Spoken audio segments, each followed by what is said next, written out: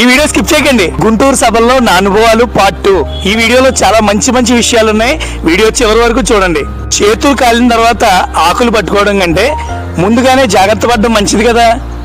పిల్లలనైనా మన వస్తువులనైనా డబ్బులనైనా మనం జాగ్రత్తగా చూసుకోవాలి. ప్రార్థనకి వెళ్ళినా భోజనాలకు వెళ్ళినా డబ్బులు బ్యాగుల్లో అది పెట్టేసి వెళ్తున్నారు. గోధుమలు ఉన్నాయి, గురుగులు ఉన్నాయి. అవునంటారా కాదంటారా?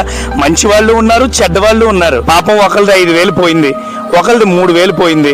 ప్రతి చోట దొంగలు ఉంటారు, జాగ్రత్తగా ఉండాలి. ఈ వీడియోలో మీరు చూస్తున్న చిన్న బాబు ఉన్నాడు కదా, తనకి 7 సంవత్సరాలంట. పేరు అభిషేక్. వాళ్ళది ఒంగోలు దగ్గర కొత్తపట్నం. అమ్మమ్మ, తాతయ్య, వాళ్ళ మనవడు, వీళ్ళు ముగ్గురే వచ్చారు. పాప మా అబ్బాయి మీటింగ్స్ 2వ రోజున తప్పిపోయాడు. ఆ బాబు స్ప్రింగ్ గేమ్ ఉంటుంది కదా, నేను ఆ గేమ్ ఆడేసి వస్తానని చెప్పి వాడు డబ్బులు తీసుకుని అమ్మమ్మ తాతయ్య దగ్గర నుంచి వెళ్ళాడు. అయితే వీడు రావట్లేదు, ఎంతకీ రాడు అంతకీ రాడు అనేసి వీళ్ళు వచ్చేటప్పటికి అబ్బాయి అక్కడ లేడు. ఇంకా వాళ్ళు ఏడుపు. ఆయనేమో ఒకవైపు వెళ్ళారు, ఈవిడేమో మేమున్న స్థలాల వైపు వచ్చి అమ్మ ఇదిగో ఈ బాబమ్మ నల్ల ప్యాంట్ అమ్మ, పూల షర్ట్ లాంటిది వేసుకున్నాడమ్మా అని చెప్తే ఎన్నో గ్రూపులుగా జనాలు వస్తున్నారు.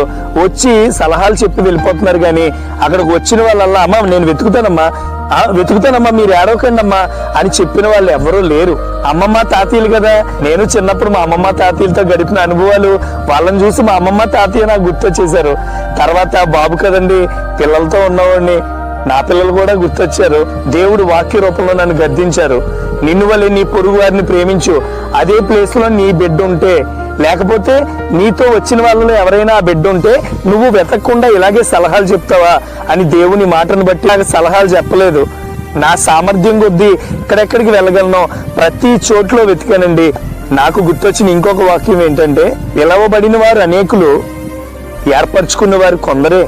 ఆ కొందరిలో మనందరము ఉండాలని దేవుని ఆశ. సో ఆయన ఆశని బయటికి తీసుకురావాలని నా ఆశ. ఒక పక్కన నా భయం ఏంటంటే, ఇంకొక కాసేపు పోతే చీకటి అయిపోద్ది, సభ మొదలైపోద్ది, సౌండ్లు ఎక్కువగా ఉంటాయి. బిడ్డని ఎక్కడెక్కడ వెతుకుతాం, అంత జనంలో ఎక్కడ వెతుకుతాం ఆ బిడ్డని? సో అది భయం. 1 గంట సేపు అలా తిరగ్గా చివరికి వాళ్ళ తాతయ్య గారికి 6:15 ఆ టైంలో దొరికాడు. దేవుడికి వందనాలు. నిజంగా ఆ బాబుని చూడగానే ఎంతో ఆనందం కలిగిందండి. కన్నీళ్ళు వచ్చేసేయండి. తప్పిపోయిన మనవడు దొరికినప్పుడు ఆ అమ్మమ్మ తాతయ్య ఎంత ఆనందపడ్డారో, అలాగే మన ఆలోచనల పరంగా మన క్యారెక్టర్ పరంగా దారి తప్పి ఉన్నామేమో.